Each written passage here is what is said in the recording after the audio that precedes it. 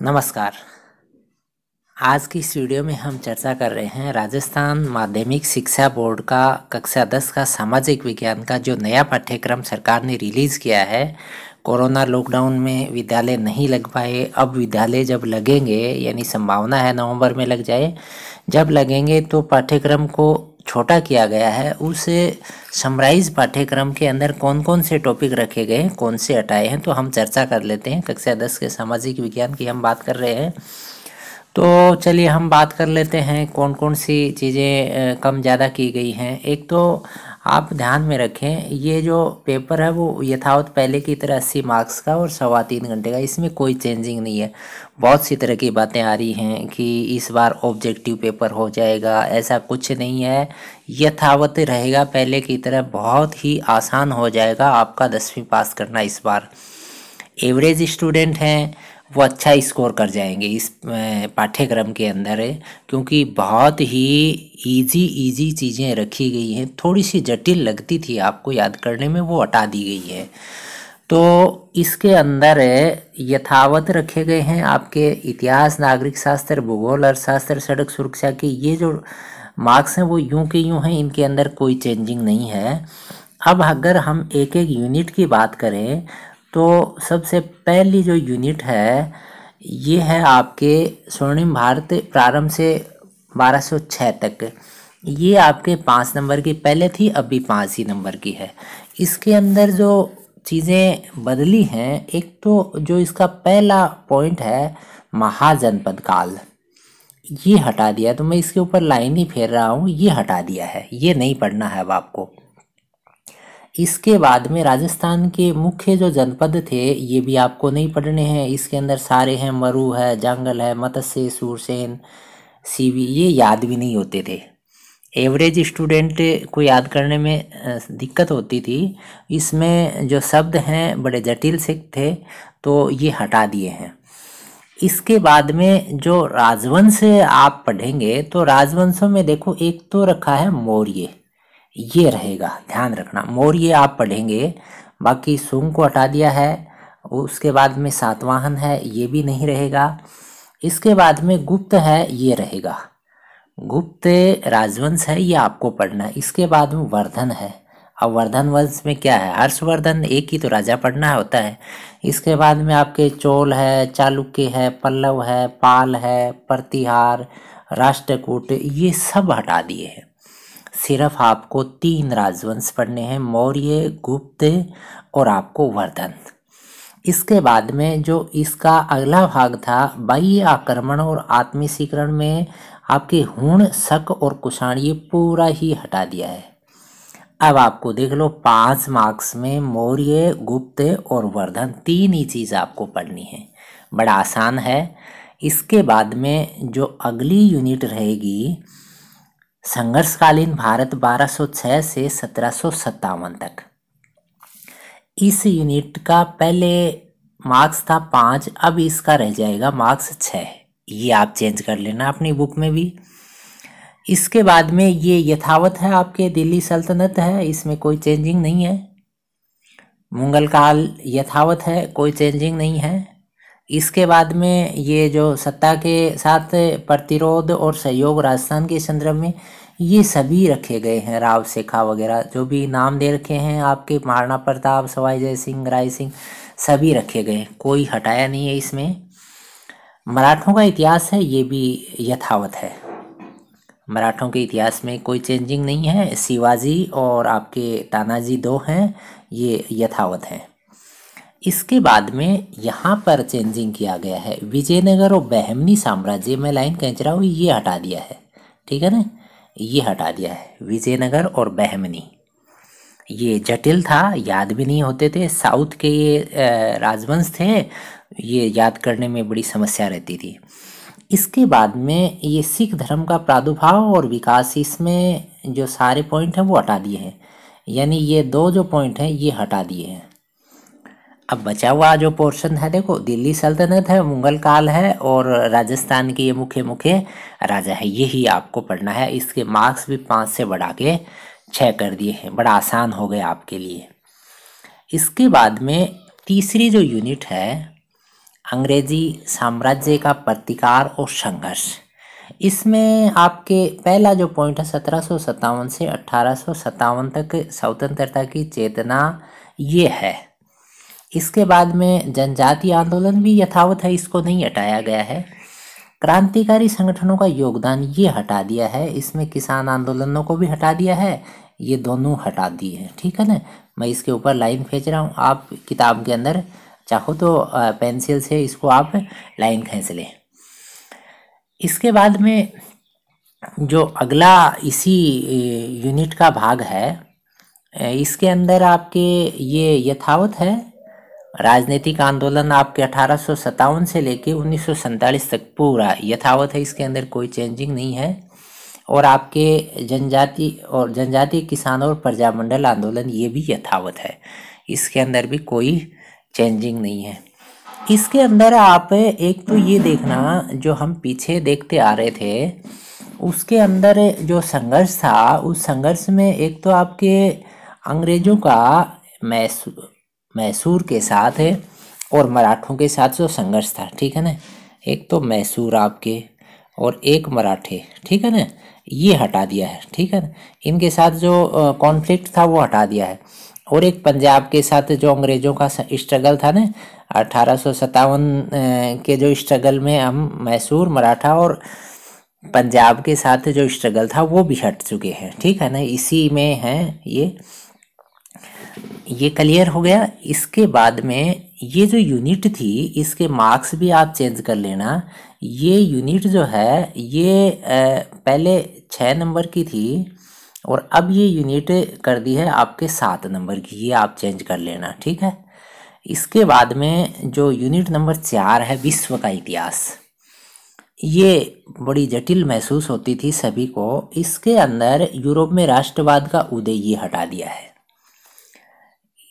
औद्योगिक क्रांति रखी गई है, सिर्फ ये औद्योगिक क्रांति जो है ना यही रखा है। इसमें जर्मनी और इटली का एकीकरण है वो भी हटा दिया है, ठीक है। एक सिर्फ औद्योगिक क्रांति पढ़नी है आपको। और ये पहले 4 नंबर की थी, अब ये हटाने के बाद में 2 नंबर की रह जाएगी ये यूनिट, ठीक है। इसके बाद में लोकतंत्र वाला जो यूनिट है, इस यूनिट के अंदर भी आप जो चीज़ें रखेंगे उसमें आपको देखो इसका अर्थ भी हटा दिया है, इसकी परिभाषाएं भी हटा दी हैं, इसकी कार्य प्रणाली को भी हटा दिया है। सिर्फ ये जो कुछ एक चीज़ें रहेंगी, विशेषताएं, चुनौतियां, सहभाग, इसके अंदर आप जो चीज़ें देखेंगे तो बहुत ही बेसिक चीज़ें इसमें बचेंगी। और ये जो यूनिट है आपके ये 5 नंबर की यथावत है, कोई चेंजिंग इसके अंदर नहीं है। देखो इसके अंदर बहुत सारी चीज़ें हटाने के बाद में भी 5 नंबर की रखी है, तो बड़ा आसान है इसके अंदर स्कोर करना आपके लिए। अब बात करें हम अगली यूनिट 6 नंबर यूनिट, इसका नाम है केंद्र सरकार। इसके अंदर जो चीज़ें हटाई हैं उसमें एक तो आपकी कार्यपालिका वाला पॉइंट जो है वो हटा दिया है। इसके बाद में एक उपराष्ट्रपति का जो पॉइंट है वो हटा दिया है। वैसे उपराष्ट्रपति का पॉइंट ज़्यादा बड़ा नहीं था, ये हटा दिया है। इसके बाद में मंत्री परिषद का गठन और उसके कार्य, ठीक है ना, ये भी हटा दिया है। और इसके साथ साथ जो चीज़ें हटाई हैं उसमें आपके सर्वोच्च न्यायालय का गठन, क्षेत्राधिकार, ये चीज़ हटा दी है। अब बचा क्या है इसमें, नीचे वाले में तो आपके न्यायाधीशों की योग्यताएं हैं, इनके वेतन भत्ते हैं, ये चीज़ बचती है। यूपर आपके क्या बचता है, राष्ट्रपति बचा है, प्रधानमंत्री बचा है, लोकसभा राज्यसभा बची है, ठीक है। ये बहुत बेसिक चीज़ें बची हैं। ये यूनिट जो है 7 नंबर की पहले थी, अभी 7 ही नंबर की। इतनी सारी चीज़ें हटाने के बाद में बड़ा आसान हो जाता है स्कोर करना। इसके बाद में अगली यूनिट है आपकी राज्य सरकार।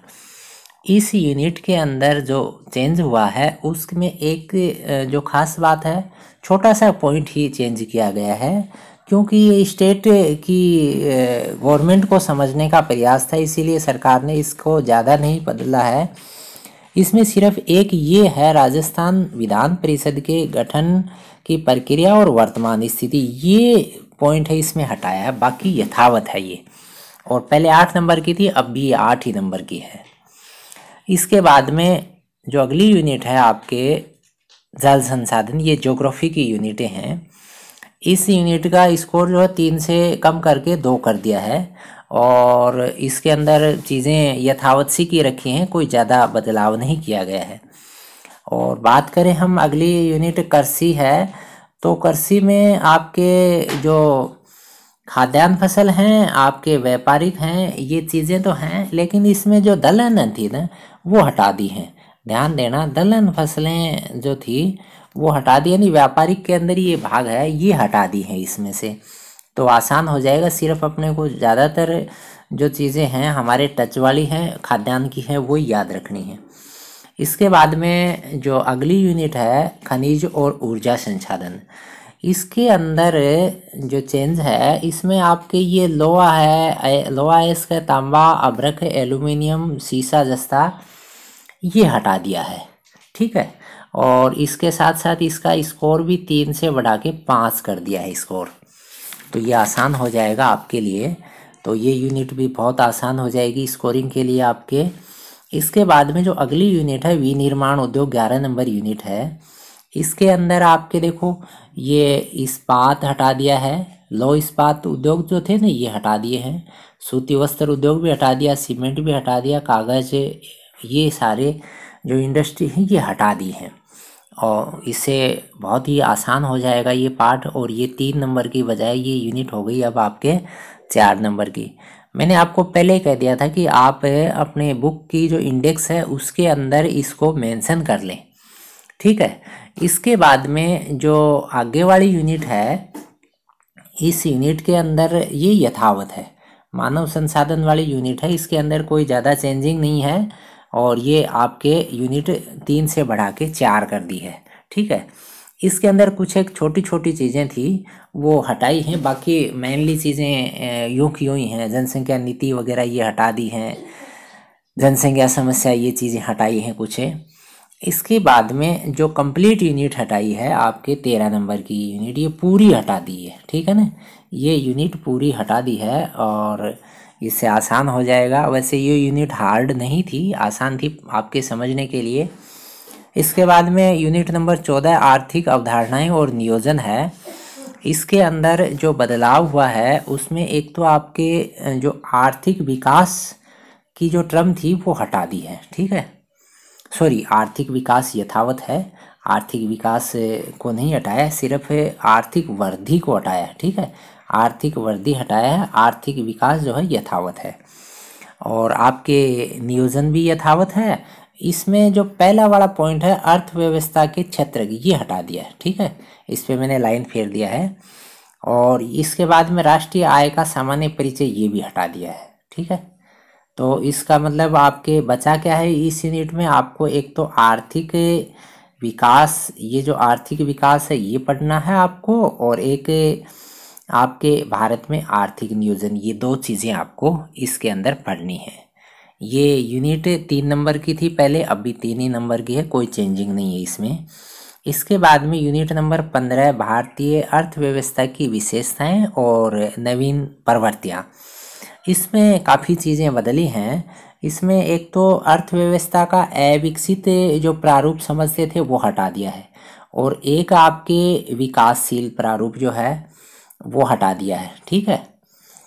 इस तरीके से आपके बचा क्या है, ये उदारीकरण, निजीकरण और वैश्वीकरण, ये कॉन्सेप्ट पढ़ना है, और आपके कौशल और स्वदेशी ये चीज़ें पढ़नी हैं। 4 से बढ़ा के इसको कर दिया है 6 नंबर का। तो ये आपके जो जटिल टर्म्स थी वो पॉइंट हटा के आपको इजी चीज़ें रखी गई हैं। इसके बाद में यूनिट नंबर 16 भारतीय अर्थव्यवस्था की समक्ष चुनौतियाँ। तो इसमें मूल्यवर्ती वाली जो बात थी, ये परिभाषा वगैरह ये जटिल थी, ये हटा दी है। इसमें आपके निर्धनता और बेरोजगारी ये चीज़ बची है। ये यूनिट 3 से बढ़ा के 4 नंबर की कर दी गई है। इसके बाद में ये पूरी यूनिट हटा दी है, ये पूरी यूनिट जो है ये हटा दी है। ये सबसे जटिल यूनिट महसूस करते थे स्टूडेंट, क्योंकि इसके अंदर जो टर्म्स हैं, जो शब्द हैं, ये बहुत ही जटिल थे। और इकोनॉमिक्स में बच्चे जो हैं समझने में बहुत ही दिक्कत महसूस करते हैं, तो इसीलिए इस यूनिट को हटा दिया है। इसके बाद में यूनिट नंबर 18 जो है उपभोक्ता और विधिक जागरूकता, ये पूरी है, इसमें कोई चेंजिंग नहीं है। ये आपके 4 नंबर की बजाय 5 नंबर की कर दी है, तो इसमें कोई खास बात नहीं है। इसमें सिर्फ उपभोक्ता शोषण किस तरह से है, निवारण कैसे किया जाएगा, ये जागरूकता की चीज़ें हैं, बहुत ही आसान है। ये 5 नंबर की हो गई है। और इसके बाद में सड़क सुरक्षा 2 नंबर की यथावत है, कोई बदलाव नहीं है। और स्वच्छता और ठोस कचरा प्रबंधन 2 नंबर की यथावत है, कोई चेंजिंग नहीं है। तो इस तरह से दोस्तों ये जो नया पाठ्यक्रम है बहुत ही आसान पाठ्यक्रम है।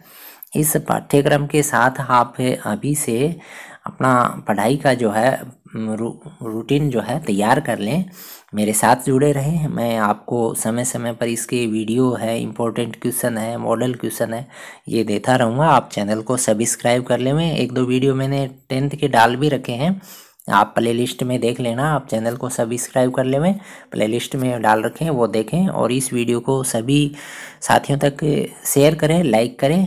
धन्यवाद। जय हिंद।